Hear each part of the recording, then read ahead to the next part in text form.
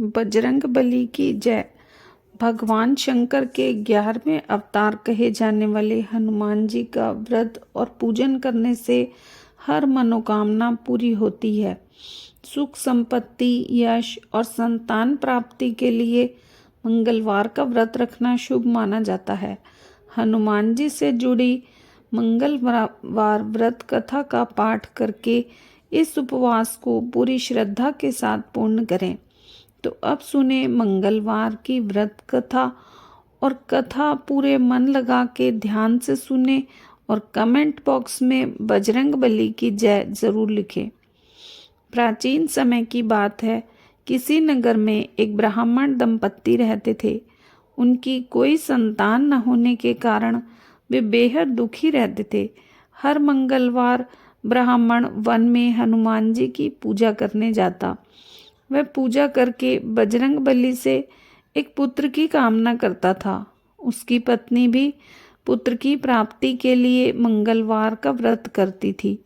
वह मंगलवार के दिन व्रत के अंत में हनुमान जी को भोग लगाकर ही भोजन करती थी।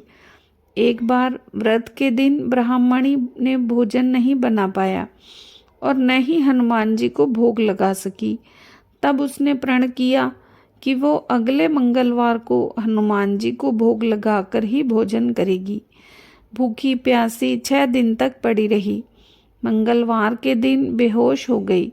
हनुमान जी उसकी श्रद्धा और भक्ति देख प्रसन्न हुए। उन्होंने आशीर्वाद स्वरूप ब्राह्मणी को एक पुत्र दिया और कहा कि ये तुम्हारी बहुत सेवा करेगा। बालक को पा ब्राह्मणी बहुत खुश हुई। उसने बालक का नाम मंगल रखा। कुछ समय उपरांत जब ब्राह्मण घर आया तो बालक को देखकर उसने पूछा कि ये कौन है। पत्नी बोली, मंगलवार के व्रत से प्रसन्न होकर हनुमान जी ने उसे ये बालक दिया है। यह सुन ब्राह्मण को अपनी पत्नी की बात पर विश्वास नहीं हुआ। एक दिन मौका पाकर ब्राह्मण ने बालक को कुएं में गिरा दिया। घर लौटने पर ब्राह्मणी ने पूछा कि मंगल कहाँ है। तभी पीछे से मंगल मुस्कुराकर आ गया। उसे वापस देख ब्राह्मण चौंक गया।